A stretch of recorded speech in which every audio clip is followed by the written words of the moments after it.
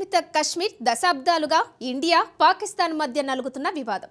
ఈ వివాదానికి full stop పడాలంటే రెండు దేశాల మధ్య చర్చలైనా జరగాలి లేదా యుద్ధమైనా జరగాలి. పాకిస్తాన్తో చర్చలు జరిగే సీనే లేదు. ఇక మిగిలింది యుద్ధమే. అందుకు ఇదే రైట్ టైం. ఎందుకంటే పాకిస్తాన్ సమస్యల సుడిగుండంలో చిక్కుకుంది. ఆర్థిక సంక్షోభం, వేర్పాటు వాదంతో అల్లాడుతుంది. ఇది సరిపోదన్నట్టు ఆఫ్ఘనిస్తాన్ తాలిబాన్ ఫైటర్లు యాక్షన్లోకి దిగారు. ఇలాంటి సమయంలో రంగంలోకి దిగితే పీఓకే మన వశం కావడానికి ఒక్కరోజు చాలు. అందుకు తగ్గట్టే హోంమంత్రి అమిత్ షా ఆసక్తికర వ్యాఖ్యలు చేశారు. పీఓకే తిరిగి భారత్లో కలిసే టైం వచ్చిందని హింట్స్ ఇస్తున్నారు.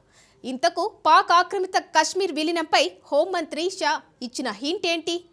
తీవ్ర సంక్షోభంలో ఉన్న పాకిస్తాన్ను దెబ్బ కొట్టేందుకు మోడీ సర్కార్ సిద్ధమైందా? Let's watch the story. PoK ఇండియాలో విలీనమయ్యే టైం వచ్చిందా? పాక్ ఆక్రమిత కాశ్మీర్పై షా వ్యాఖ్యల మర్మమేంటి? భారత్లో పీఓకే విలీనానికి ఇదే సరైన సమయమా? अभिन्न अंग बनकर भारत के साथ ही विकास के रास्ते पर चल पड़ा है. वहां पर भी लोकतंत्र प्रस्थापित हुआ है और मुझे विश्वास है कि जो कुछ भी हमें गवाया है वो हम जल्दी प्राप्त कर देंगे. पूरा विश्वास है. न केवल भौतिक विकास, कश्मीर की सांस्कृतिक ऊंचाइयों को भी हम बहुत जल्द प्राप्त करेंगे. భారత్ కోల్పోయిన వాటిని తిరిగి పొందగలుగుతుంది. అది కూడా చాలా త్వరలోనే జరుగుతుంది. Jammu and Kashmir and Ladakh through the age పుస్తక ఆవిష్కరణ కార్యక్రమంలో అమిత్ చేసిన వ్యాఖ్యలే ఇవి. భారత్లో కాశ్మీర్ పాత్ర ఎంత కీలకమో చెబుతూ భారత్ కోల్పోయిన వాటిని తిరిగి త్వరలోనే పొందుతుందని పరోక్షంగా పాక్ ఆక్రమిత కాశ్మీర్ విలీనంపై షా హింటిచ్చారు. ఈ వ్యాఖ్యలే ఇప్పుడు చర్చనీయ అంశంగా మారాయి. పీఓకే అంశంలో మోడీ సర్కార్ యాక్షన్లోకి దిగబోతుందా అన్న ప్రశ్నలు వినిపిస్తున్నాయి. అందుకు కారణం పాక్ ఆక్రమిత కాశ్మీర్ కేరాఫ్ గా ఇటీవల జరుగుతున్న పరిణామాలే.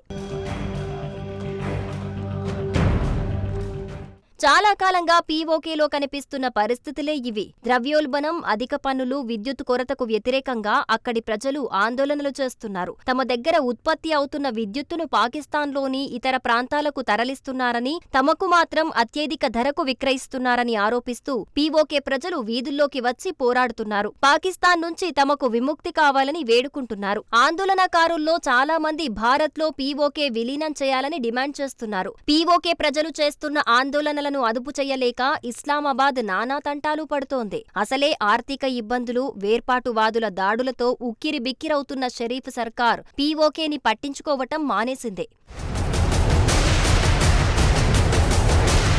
ఇటీవల ఇస్లామాబాద్ ను ముట్టడిస్తున్న పీఓకే ప్రజలను ఉద్దేశించి మెహసిన్ నఖ్వీ సంచలన వ్యాఖ్యలు చేశారు. రాజ్యాంగబద్ధంగా మీరు పాక్ పౌరులు కాదు, ప్రభుత్వ వ్యతిరేక ర్యాలీల్లో పాల్గొంటే మిమ్మల్ని టెర్రరిస్టులుగా పరిగణిస్తామని వార్నింగ్ ఇచ్చారు. ఇప్పటికే దేశం నుండి విడిపోయి భారత్తో కలుస్తామన్న పీఓకే ప్రజలకిది అస్త్రంగా మారింది. మరోవైపు పీఓకే పాకిస్తాన్ది కాదని ఒప్పుకున్నట్టయింది. దీంతో ఈ వ్యాఖ్యలు అక్కడి రాజకీయాల్లో తీవ్ర దుమారం రేపాయి. చివరికి నఖ్వీ చాలా మంది నాయకుల్లానే తాను అసలు అలాంటి వ్యాఖ్యలే చేయలేదని, అవన్నీ కల్పితాలేనని మాట మార్చారు. కానీ విషయం ఎప్పుడో చేయిదాటిపోయింది. అసలే షరీఫ్ సర్కార్పై తీవ్ర ఆగ్రహంతో ఉన్న పీఓకే ప్రజలకు నఖ్వీ వ్యవహారం మరింత మంట తెప్పించినట్టయింది. నఖ్వీ ఒక్కరే కాదు, అంతకు ముందు పాక్ ప్రభుత్వమే పీఓకేని విదేశీ భూభాగంగా పేర్కొని నాలుక కరుచుకుంది.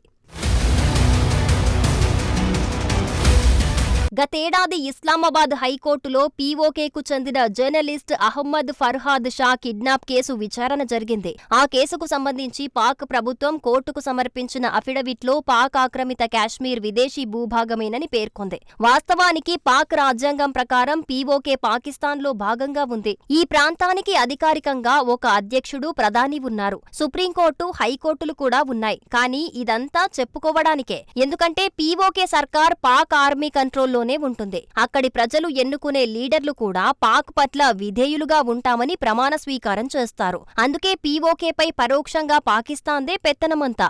ఈ క్రమంలోనే ఇస్లామాబాద్ హైకోర్టుకు పీఓకే విదేశీ భూభాగమని చెప్పారు పాకిస్తాన్ ఫెడరల్ ప్రాసిక్యూటర్ జనరల్. అయితే ఈ వాదన ఇస్లామాబాద్ హైకోర్టు కూడా షాకిచ్చింది. దీంతో ప్రాసిక్యూటర్ పై కొన్ని ప్రశ్నలు సంధించింది. ఆజాద్ కాశ్మీర్ పాక్ లో అంతర్భాగం కాకపోతే ఆ ప్రాంతం విదేశీ భూభాగమే అయితే పాకిస్తాన్ సైన్యం, రేంజర్లు పీఓకేలోకి ఎలా ప్రవేశించారని ప్రశ్నించింది. అప్పట్లో ఈ వ్యవహారం సోషల్ మీడియాలోనూ తీవ్ర చర్చకు కారణమైంది.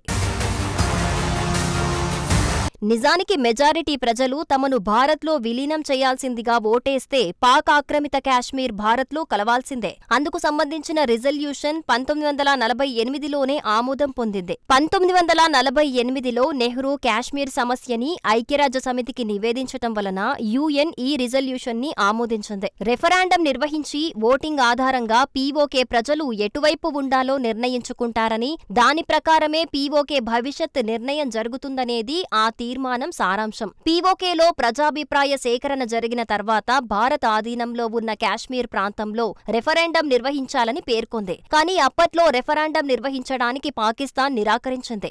ఐక్యరాజ్య సమితి భారత కాశ్మీర్లో మాత్రమే రెఫరెండం నిర్వహించాలని తీర్మానం చేసిందని, పీఓకేలో కాదని వాదించింది. కానీ ఇది వాస్తవం కాదు. ముందు పాకిస్తాన్ తన ఆధీనంలో ఉన్న కాశ్మీర్, గిల్గిట్ బాల్టిస్తాన్లలో రెఫరెండం నిర్వహించాలి. అది కూడా ఐక్యరాజ్య సమితి పరిశీలక బృందం పర్యవేక్షణలోనే జరగాలి. కానీ ఇప్పటి వరకు అది జరగలేదు. ఎందుకంటే రెఫరెండం నిర్వహిస్తే జరిగేదేంటో ఇస్లామాబాద్కు తెలుసు.